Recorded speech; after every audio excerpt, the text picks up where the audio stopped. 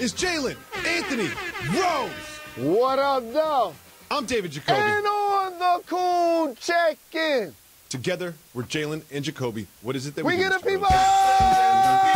what they want. The people got what they wanted on Sunday afternoon. The game of the week lived up to the hype. The Saints hosted the previously undefeated Rams in the Superdome. At first, the Saints jumped out to a 21-point lead. Right here, you're seeing Kamara find his way into the end zone. I really thought this game might be a blowout at that point, but the Rams came all the way back to make it a game, and eventually the Saints would pull away. Jalen Rose, what did you see in this big game? How this matchup embodies what the National Football League wants to resemble each and every Sunday.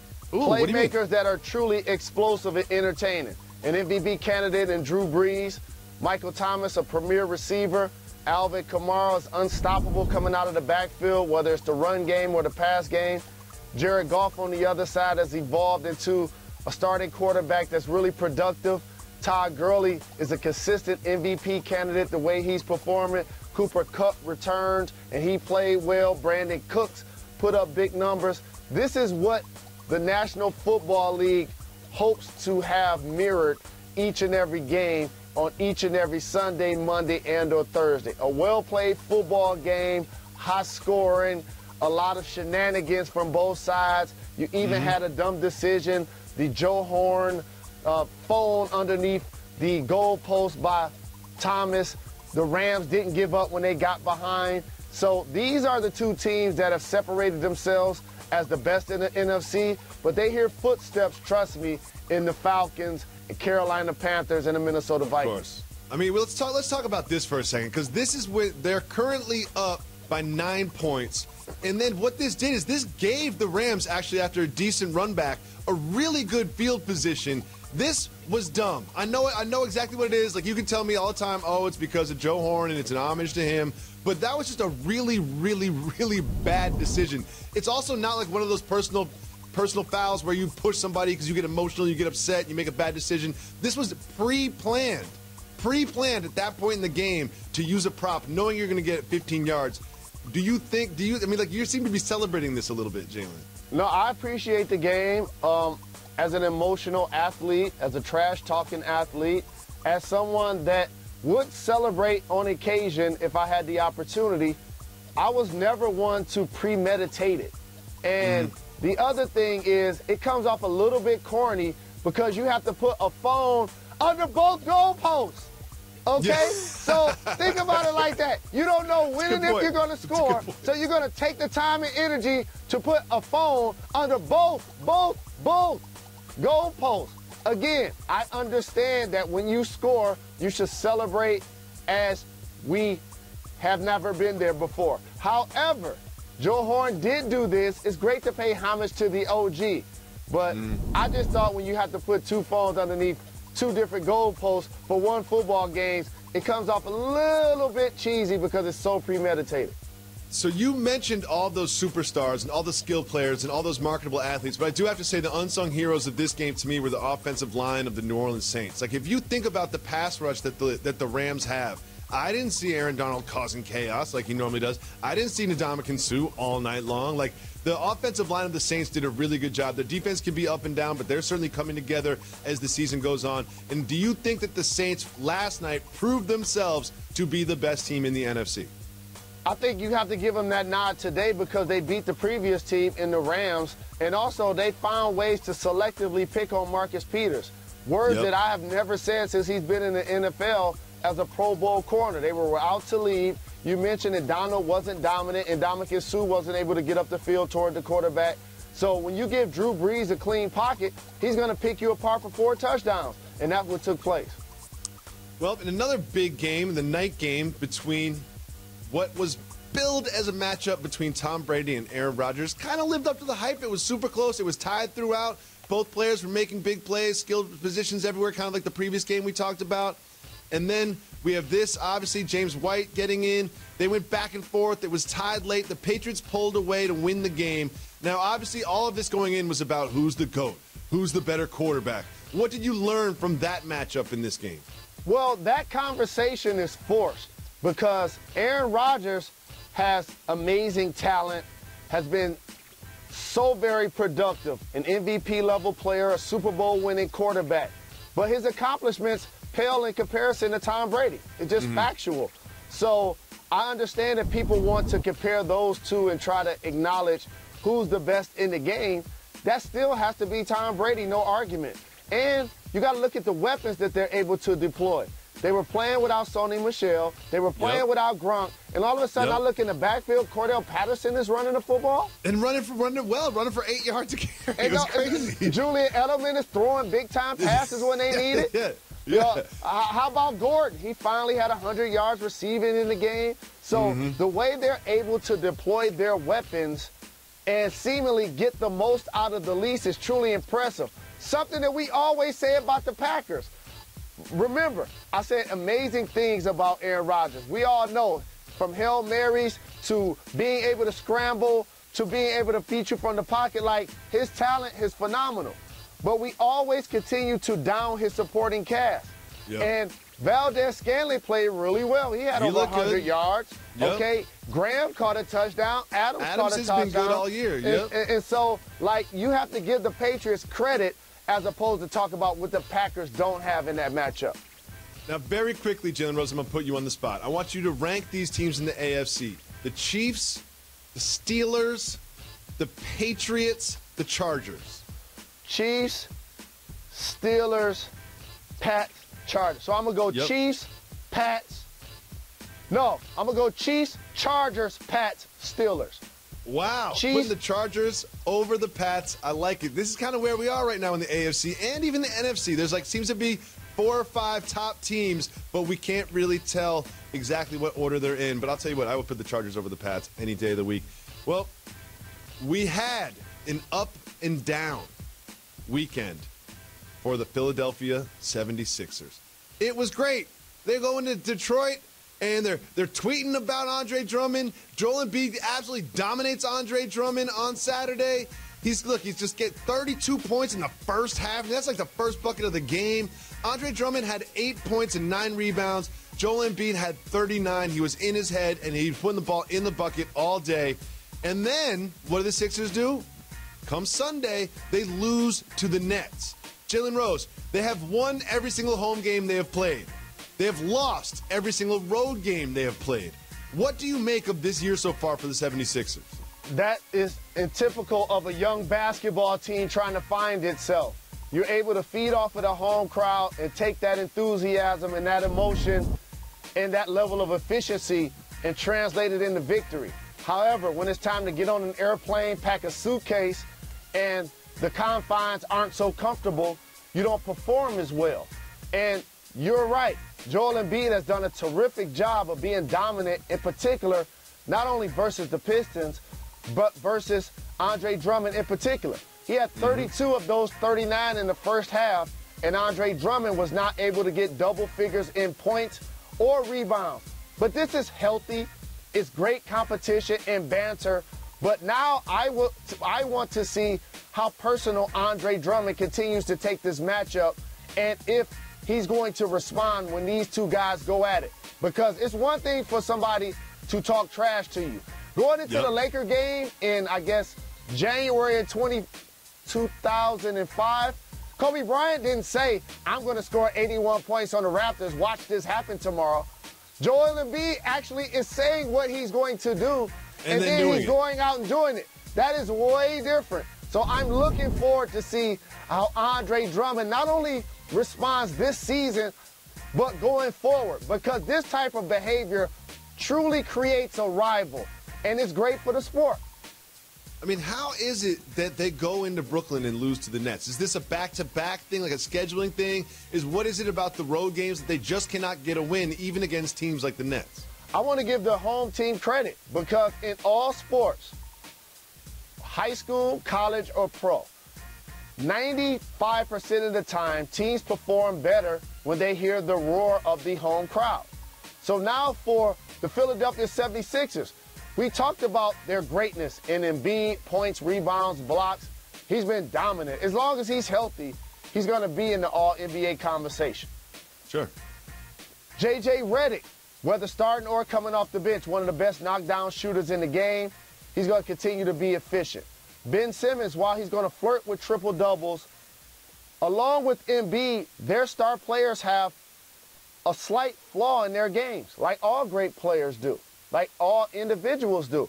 One, for Embiid, teams are really using him defensively in pick-and-roll action and getting a lot of high percentage shots. For Ben Simmons, he's not able to make a shot out of 12 or 15 feet. Nope. Like, his jump shot is worse than it was when he first got into the league. And I suggested this the night of the draft. Respectfully, I believe he shoots with the wrong hand. Watch the Philadelphia 76ers play basketball. When he's driving toward the basket with floaters or runners or hooks or dunks, he's using his right hand. When he goes to the free throw line, when he's shooting from range, he shoots with his left hand. I always felt like that was a flawed situation in his game. Do you remember all those stories about Markelle Fultz? Do you remember all that Markelle Fultz has fixed everything? Guess what? Markelle Fultz has not fixed everything, and Dario Saric is not performing that well either. But Jalen Rose, it's time for news to me. So what happened was my production staff, our production staff, is always making fun of me because I'm trying to pitch stories that are old. But you know what? Sometimes those old stories I want to talk about, like this one from July. Jalen Rose, you and I take Uber, and we complain all the time that Uber drivers talk too much.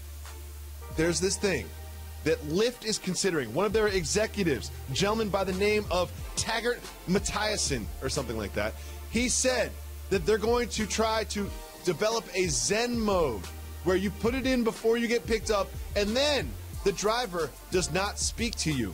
Well, guess what? He was talking about this in July, and it has not come out yet. Why haven't Uber and Lyft implemented the Zen mode?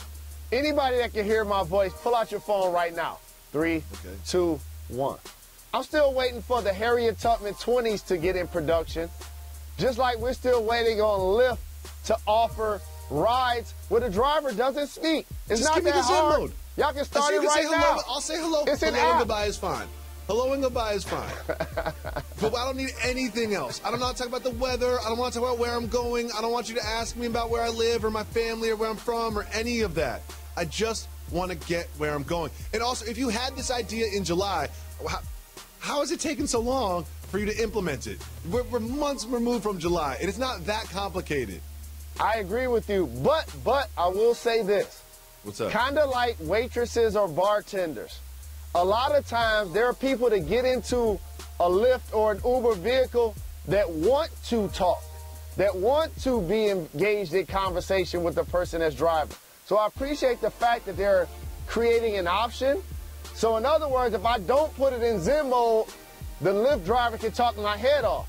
So even if I didn't want Zen mode, I got to use Zen mode whenever they decide to implement it for that exact reason. I wish you could do it halfway through. Like, all you hear is his phone goes, ding, ding. It's basically just like, shut up, dude. Coming up next on JALEN and JACOBY, there is so much drama surrounding the Lakers, we're dedicating a whole segment to it. That's next. Michael Carter-Williams has had a, let's call an up-and-down NBA career. Well, he got traded from Philly by mentioning the word win in the locker room one time. Yeah, they were like the Win Hotel? Like, when does the bus leave? Like, what do you mean? You don't win around here.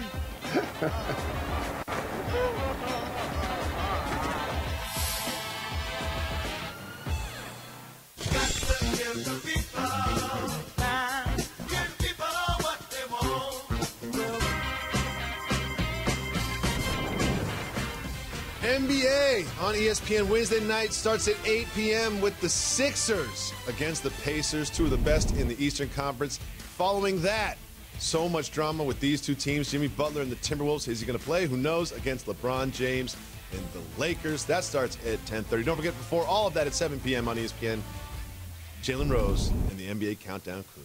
Welcome back to JALEN and JACOBY. Jalen, I knew there would be drama surrounding this Lakers team, but I didn't know it was going to be like this.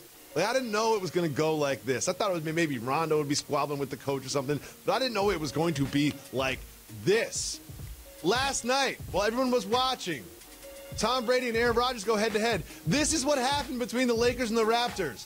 The Lakers looked awful. They went down 41-14 against the Raptors without Kawhi Leonard. Kyle Lowry had 25 assists in the first 5 minutes. Serge Ibaka didn't miss a single shot. They were doing whatever they wanted. The Lakers crawled back a little bit, got it within 20 or so, but ended up losing in the end. Jalen Rose, how could they be so bad against the Raptors at home without Kawhi Leonard? So I'm not going to do the national media thing and talk about what's wrong with the Lakers. I'm going to talk about what's great about the Toronto Raptors. If I could say two teams that I feel would push the Golden State Warriors in a 7-game series, neither of them reside in the Western Conference. One would be the Boston Celtics. The second would be the Toronto Raptors, who was up by 30 without Kawhi Leonard, okay, on the road against the Los Angeles Lakers. Serge Ibaka was dominant down low. Putbacks, dunks, rim runs, jump shots. He couldn't miss. Like, he was so very effective. Kyle Lowry, congratulations, because this is what I want to see players do. Expand their game. Kyle Lowry was always a 5 assist, 6 assist type of guard before this season. Now, shout to their new head coach, Nurse, who's done a great job of encouraging him to pass the ball, and it's been infectious for that basketball team. Jalen, I watched this train wreck of a game, especially the first half, and while all those things you said are true, everything about the Raptors is true, what really stood out to me is the awful defense that the Lakers were playing. Like, people were just, when you mentioned Serge Ibaka rim runs, Serge Ibaka was getting rim runs. He would just run past his guy, no one would help, and he would catch the ball and dunk. He did it like 4 times in the first half. Of course he didn't miss a shot. He didn't take a shot from beyond 4 feet, and he was always open. There's a real problem on defense. Like, it used to be like, oh, they don't have a rim protector, they don't have a big, the interior defense is bad. It's the exterior defense now, too. Open threes for Danny Green, open shots for Kyle Lowry. Kyle Lowry's kind of doing whatever he wanted. To me, the takeaway from this game was how bad the Lakers' defense is. Is that the same for you? Not at all. The takeaway from this game, to me, is that the Toronto Raptors won a road game that they were leading by 30 in the first half without Kawhi Leonard. It just talks about how they built out that roster, created some depth that the team could sustain itself in a situation so they can play so very well without their best player on the road. So here's why there's so much drama around the Lakers. Let's just go through their weekend. On Friday, Dave McMany-Men, he had a report that Magic Johnson had a pretty stern discussion with Luke Walton about their slow start. And then on Saturday, they go out and beat the Blazers, a good Blazers team. And then LeBron James, after the game, was talking about how the coaches put him in a position to win, a little support for Luke. And then they have this atrocious game against the Raptors. And then after this atrocious game, Magic Johnson himself has to come out and say, we're not firing Luke Walton, barring something drastic, which I love. He's like, we're not firing Luke Walton, but we're not firing Luke Walton, but we still could fire Luke Walton. Jalen Rose, if you were Luke Walton, how comfortable would you feel about your position as head coach of the Lakers? I clearly don't speak for Jeannie Buss, Magic Johnson, or Rob Pelinka, but what this tells me is this will be the only season that Luke Walton coaches LeBron James. Oh, wait, say that again, please, sir. I want to make sure This will be the only season Luke Walton coaches LeBron James with the Los Angeles Lakers. And the one thing you left off of that introduction is Magic said that he's going to coach the remaining of the year unless things go bad, but he don't expect things to go bad, which means if things do go bad, he's going to be out earlier than you anticipate. Yes. Do you think Magic Johnson has texted Ty Lue yet? Just to say hello? Just to make sure the number hasn't changed? I think when you're in a position of leadership and management, you're always trying to figure out what's next in this dynamic. And I like Luke Walton. I think he did a terrific job with Golden State. I thought he did a terrific job of developing the young Lakers talent. You know how hard it is to develop a team that gets drafted? They had Randall, they had Clarkson, they had Ingram, Ball, Kuzma, Hart. Okay, that's a lot to manage as a head coach, and I think he's nurtured those players along really well. And when he's not the Lakers coach, he will be in line for another job. But this situation, once Magic goes public, and we know that the team won't meet championship-level expectations, that lends me to believe this will be his only season if he lasts coaching LeBron James in LA. Well, I hope not, because I do believe in Luke Walton as a head coach. But one thing guess what? There's help on the way, Jalen Rose. Tyson Chandler is about to finish a buyout with the Suns, and everyone believes around NBA circles that he will end up in the purple and gold to try to solidify that interior defense and offense. I don't know if he'll start in front of JaVale McGee or back up JaVale McGee. But Jalen Rose, what does Tyson Chandler bring, and how does he help? As a player that's been bought out before and joined another team in December, I understand the dynamics of this rule and why it's in place.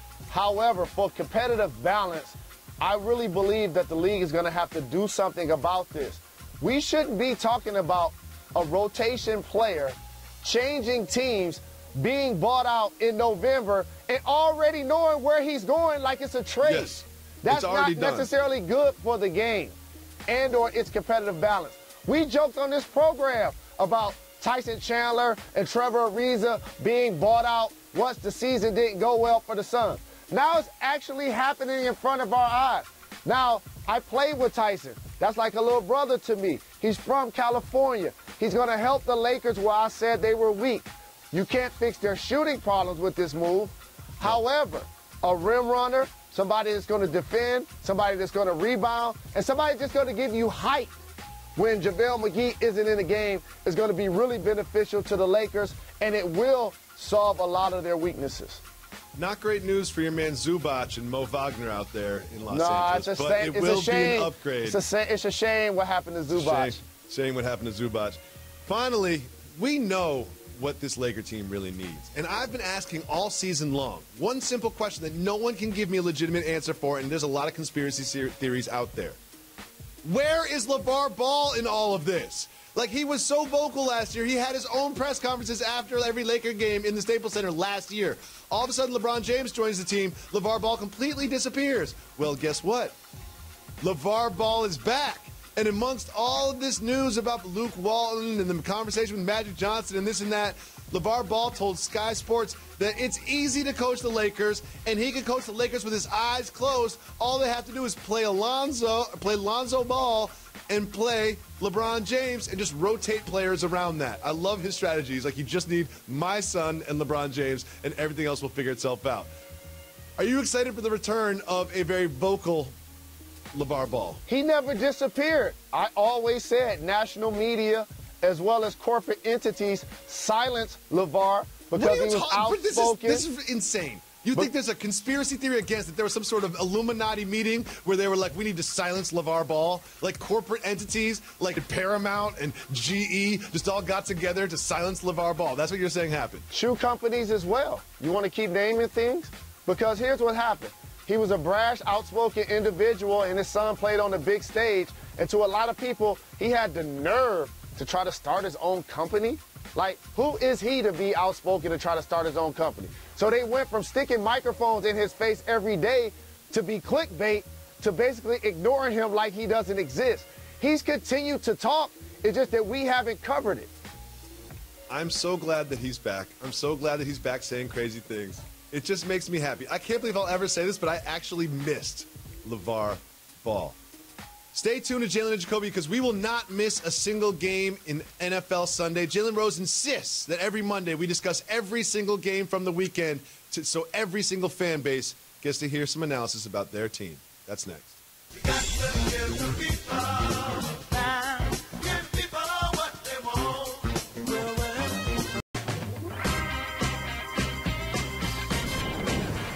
Welcome back to Jalen and Jacoby. Jalen, here at Jalen and Jacoby, we don't just cover the same old teams. We're not just talking about the Cowboys and the Giants and the Patriots and the Packers and the Rams. We cover all of the games from Sunday. So we put 30 seconds on the clock, and we will cover every single game that we have not yet discussed. Are you ready to start, Mr. Rose? Let's get it. We're going to start with the Pittsburgh Steelers beating division rival Ravens. What do you think about that game? The thing that jumps out at me is how Connor continues to thrive at running back. Not only running the football, but also catching it out of the backfield and getting toward the end zone. Antonio Brown, I know that sometimes it comes out for public consumption, his discord with Big Ben. But I'm pretty sure behind closed doors he thanks his lucky stars because Big Ben is as accurate as it gets, and he continues to put that team in positions to be successful. The Ravens have always been an overachieving, well-coached team that I felt like got more out of less. After a hot start, the Ravens are 1-4 in their last 5. Moving on, quick question, Jalen Rose. Where my homies? Where they at? Where they at? Where my homies? Up to no good. The Chiefs beat the Browns, and the game was a little bit closer than you would expect it to be, but, you know, they could have easily just been looking past the Browns in this one. Again, Kareem Hunt, just touchdown after touchdown after touchdown. Kareem Hunt, Andy Reid said he was the best back in the game after this one. Could he be right? Well, Todd Gurley, the best back in the game. But I understand where he's coming from with this. And I must stress how much I love, how infatuated I am by the 3-down running back. Oh, it's so very refreshing to see Hunt. Love Kareem Hunt. And then obviously Kelsey getting up the field making big plays as well. Mahomes is setting the league on fire. Moving on to 2 teams, they're just sort of like right on the cusp of contention. The Chargers and the Seahawks. It came down to a very last-second play. The Chargers snuck out with the win. Rivers does what Rivers does, plays well. The Chargers seem to always trick us into thinking that they're contenders and then fall apart at the end of the season. Is this year going to be any different for the fans in San Diego? Oh, sorry, I mean Los Angeles. This year is going to be different because they have a fab rookie safety in James. They're going to get Joey Bosa back. Their defense is stout. They can rush the quarterback. They can stop the run. They're going to continue to improve. Phillip Rivers is a model of consistency. Not only you can rely on him each Sunday, but you can rely on him to get up numbers and touchdown passes. Gordon is another 3-down back. Keenan Allen gets up the field. Yep. Yes, the Chargers are legitimate. Jalen Rose, I really believe in the Carolina Panthers. I really do believe in the Carolina Panthers. They didn't just beat the Bucs. They really beat the Bucs. I think the Carolina Panthers are going to prove by the end of this season part of the class of the NFC. What did you see in their game against the Bucs? I got 3 words. Cam. Oh, Cam. He's back. And what ends up happening is, of course, you're going to enjoy the flavor of the moment. But we forget how Cam Newton, in a lot of ways, helped revolutionize the quarterback position for somebody that can play from the pocket and can also just run a jet sweep to try to get a touchdown. Now, all of a sudden, he's become more accurate. McCaffrey is not only running but catching out of the backfield. And I have to say one other thing about this game. Don't call my nephew Fun Fun. If you want to call Devin Funchess a nickname, call him Funch. If Fun doesn't work for you, not you going to be able to do it. You can feel free to call me Fun if you would like. Not going to be able to do it. Moving on, the Falcons beat up on the Redskins. The Redskins, who are the class of the NFC East, whatever that means. But the Falcons made pretty much light work out of the Redskins. What do you think about the Falcons' performance? The Falcons have weapons. I keep saying this for anybody that will listen. And now all of a sudden, they had the nerve, and I say that sarcastically, to finally get Julio Jones a touchdown. And Odell Beckham predicted it. He straight up predicted it, too, with these tweets. Well, actually, if you were watching the game, he didn't actually predict it because when he said it, it didn't occur. But eventually, he did score. Oh, come on. But with he was that close. being said, shout to Tevin Campbell, okay? He's a player that when Freeman's out of the lineup or in the lineup, he still finds ways to be effective, catching upfield, running out of the backfield. The Atlanta Falcons, led by Matt Ryan, continue to make strides as it relates to being one of the better teams in the NFC. Tevin Coleman, you obviously mean. And moving on to this game. Tevin Coleman. I was thinking about Tevin Campbell, the singer, huh? I liked it, though.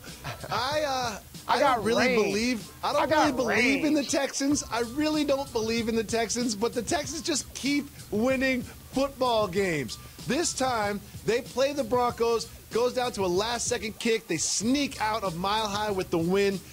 I don't believe in the Texans. Can you convince me that I'm wrong? I'll convince you to be wrong because Deshaun Watson is really good at playing football, okay? And he's only going to improve. Okay, you add Demaryius Thomas to go with Hopkins, Miller's in the backfield, and a stout defense that's going to continue to get timely stops when need. I think you should pay more attention not only to the Texans, but to the AFC race. They have some stout teams that are going to decide who comes out of that conference. Yep. And it seems like those big names in the defense are showing up. J.J. Watt got a sack yesterday. Moving on. Oh, Jalen. It's time. It's time to talk about the Vikings and the Lions. It's time to talk about the pitch, the pitch play from Matt Stafford. It's time to talk about Matt Stafford getting sacked over and over and over again. I think Matt Stafford, like, when he gets sacked 35 times, 40 times, it just seemed like every time he dropped back, I felt bad for you. Every time he dropped back, I just felt bad for you, Jalen. I didn't even text you about this game. What happened to your Lions? Well, let me tell you what happened to Minnesota. They got Griffin back. And once he came back to solidify that defensive line, I think it gave the stability to the rest of their team that they can play their normal roles and be successful because those guys up front can get to the quarterback. And it was a level of disdain watching this game, but I've told anybody who would listen, and that's coming from a Lions fan, I know the Bears added Khalil Mack, who's injured. I know that the Packers have Aaron Rodgers. But anytime you ask me who's going to win this division, I consistently say Kirk Cousins was a terrific signing, and the Vikings, with Dalvin Cook in the backfield and Murray when he's playing, are going to win the division. The Dolphins and the Jets played a football game. It was not an interesting football game in any way, shape, or form. Is this more about the Dolphins being pretty good or the Jets and Darnold just being awful? It's more about this. What's your expert analysis on this game, Mr. Rose? So here's the thing. When you put a rookie quarterback in the game to start his first year, there's going to be stumbling blocks. And we're seeing that from Sam Darnold, who has 4 interceptions. The Dolphins, who got off to a good start, started to be pedestrian the last few weeks. It was an ugly, low-scoring game. It was one of those things that, of all of the matchups on Sunday, this is the one that nobody really cared about. They said, remember the news about the field? They're like, yeah, the field might not be good. Like, the field might not be up to par. Maybe we shouldn't play this game. Like, they're like, maybe we shouldn't even play this game. Blaming on the field. Finally, the Bears beat up on the Bills. The Bills barely scored a point in this one. It was like, I kept looking up, they had 0 in like the third quarter. I'm just baffled that LaShawn McCoy has not scored a touchdown this entire season. The Bills have like 4 touchdowns the entire season. Peterman's throwing more picks. It's such a mess in Buffalo. I can't believe they made the playoffs. And I know that they brought in Allen, but if you look back at like the last, say, 10 to 15 games, I think the Buffalo Bills have exhibited the worst quarterback play in the history of the NFL. It's seriously awful. Jalen Rose, when we come back, we're going to discuss what is happening with the Cleveland Cavaliers. It is a mess in Cleveland. We'll break it down after this. Got to give the people time. Give people what they want.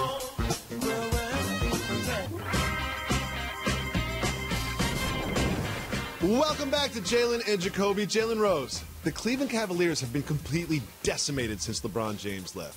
You've got Kevin Love is now injured. J.R. Smith wants a trade. Kyle Korver wants a trade. And now there is this information from Joe Barton of The Athletic. He reported, quote, "It's becoming increasingly clear that when you hear a Cavs veteran talk about younger players not knowing their role or knowing how to win or what to do on the court, they mean Sexton. Throughout the organization, the line on Sexton is that he does not know, quote, know how to play," end quote. Jalen Rose, what does this leak? What does this tell you about what's going on in Cleveland? This is a classic example of an imperfect storm. This is not fair to Colin Sexton in any way, shape, or form. You have a collection of veterans who filled roles admirably alongside LeBron James to help lead this team to 4 straight NBA Finals and 1 NBA championship. Now you strip that team down, you lose LeBron James, you get no compensation in return. You lose Kyrie Irving, and you really get no compensation in return. Though I like Clarkson and Nance, they're really good players, but they're not all-star level players. Now you lose Kevin Love because he's out due to injury. So now you look deeper into the box score, what takes place. J.R. Smith, Tristan Thompson, Kyle Korver, all of these guys are on big contracts. But yet, they're not able to consistently perform on a nightly basis and help lead the team to victory. So there's going to be that push and pull of, should Ty Lue, who got fired for this reason, play the vets or play the rookies? Now, in the veterans case, of course, when you've seen the level of success I just described and you making the kind of bread that they making and you already got a chip, You want to be somewhere where they winning. So, of course, JR wants to get traded. Of course Kyle everybody Korver wants to get traded. No doubt and about it. it's all Colin Sexton's fault. I love it. We know this is J.R. Smith who's saying this. You know, Tristan Thompson's not concerned about the point guard play. Kyle Korver is not concerned about this. This is J.R. Smith who's like, yo, Joe, that dude does not know how to play, and I should be playing instead of him. We know it's J.R. Smith, and I'm fascinated by this Cleveland thing. It's curious to see who they trade, how they trade them, who even wants these players on their team, who can afford these contracts, what happens with Drew. They still haven't figured out the Drew situation. It is such a mess in Cleveland. It just shows you how much LeBron can hold everything together. Moving on to a team that's actually playing good basketball, the Bucks. Sure, the Bucks have one loss. They lost to the Celtics last Thursday, but they've dominated since. They beat up on the Kings, and Giannis had a couple of great highlight dunks. He turned he's blocking shots like this now. He turned this thing. I think this is the play right here. Like, what is that? Like, it was like a hook shot, circle, dunk thing. Giannis has been on fire. The Bucks are excellent. Are you ready to concede that they are one of the two best players in the best teams in the Eastern Conference? I am not ready to concede that because that remains to be the Boston Celtics and the Toronto Raptors. But I will say that the Milwaukee Bucks under Coach Bud have been really impressive. And I talked about this earlier in the year. That was a sneaky signing to have a coach that led the Atlanta Hawks a couple of years ago to 60 wins and had 4 All-Stars. Now you bring him to Milwaukee where they have a franchise-changing, generation-altering player in Antetokounmpo who can put up gaudy numbers like we're seeing, points, rebound, and assists. And also, I like his demeanor. If you notice, whether he makes or misses a shot, whether he's on offense or defense, there's no silliness about him. There's no immaturity about him. There's no lack of discipline with him. He continues to compete on each play.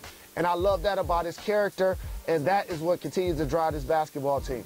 Well, silliness, immaturity, and lack of discipline are 3 of the tenets of this program. So we have this next topic. While the Bucks were performing well on the floor, the best performance of the night was from this young lady. This young lady holding a baby was asked to name as many cheeses as she possibly could in 30 seconds. She banged out 27 cheeses in 30 seconds. Jalen Rose, I know you don't prepare for the show, so you know exactly where we're going now. 30 seconds is on the clock. I want you to name as many cheeses as you possibly can. Go. Parmesan, mozzarella, cheddar, government. I knew you would say that. She got 27. You got 4. Mozzarella. You already said that. Parmesan. You already said that too. I'm winning bets. I said you couldn't even get to 9. Swiss, you got that's 5. That's not 6. They're coming in your ear. Are they telling you in your ear? Cottage cheese. Cottage cheese, I'll take it. Cottage, we'll take it. 7 cheeses. She beat you by 20 cheeses. But to be fair, this is what I said in the production meeting. I was like, she's from Wisconsin. That's like asking me to name mid-90s rappers. Like, it's right up my wheelhouse. Like, I can do that. Coming up next on Jalen and Jacoby, we're finally going to discuss the announcement from Floyd Mayweather. He's fighting again on New Year's Eve, and you'll be fascinated to find out who after this. You got to give the people time. Give people what they want.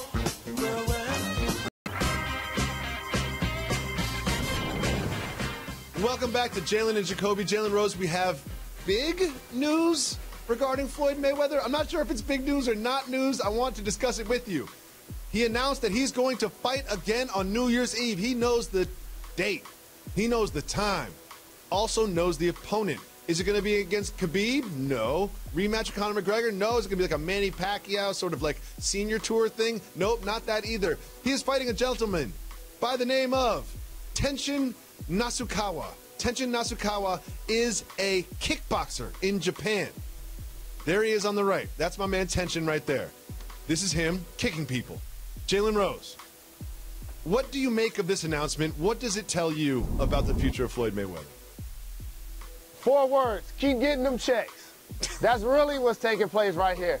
And I ain't mad at my fellow Michigander at all because he realizes that, wait a minute, people actually will pay to watch me fight against anyone. They'll pay to watch me box against people that aren't boxers. No like, doubt about it. This is the new stage of his career. Like, no doubt do you about want to it. box me? Sure. Have you ever boxed before? No? Perfect. It's like I'm going to go into an arms race, but I'm going to take away the rifle from my opponent, and I'm going to shoot all cannons and bazookas.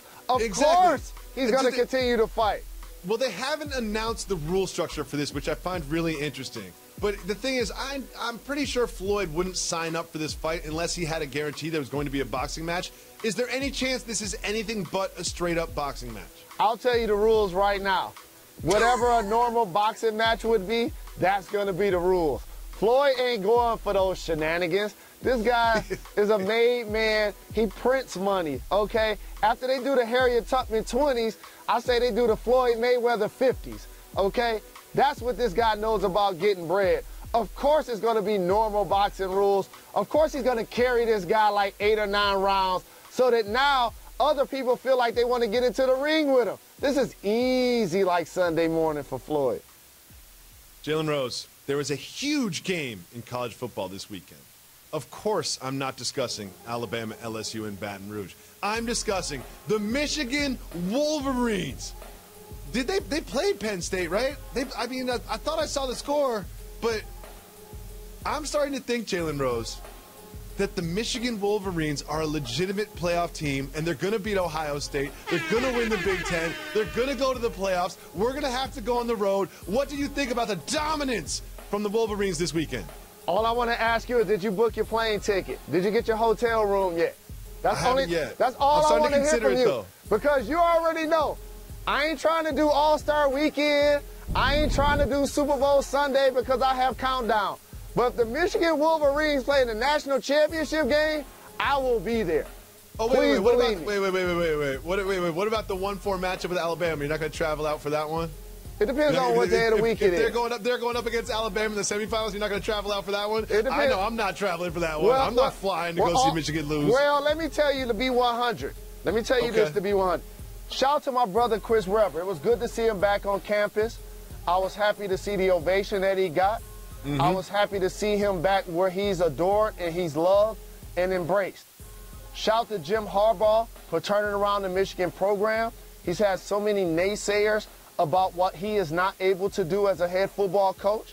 He's silenced a lot of those critics, but they still get loud if we don't beat Ohio State. So I know that you want to look towards Alabama. I know we want to talk about the playoff, but trust me, if it's a successful season in Ann Arbor, we got to beat Michigan State, and we got to beat Ohio State. I believe if those two things take place, then we trending in the right direction officially. Now it's time for News That Matters.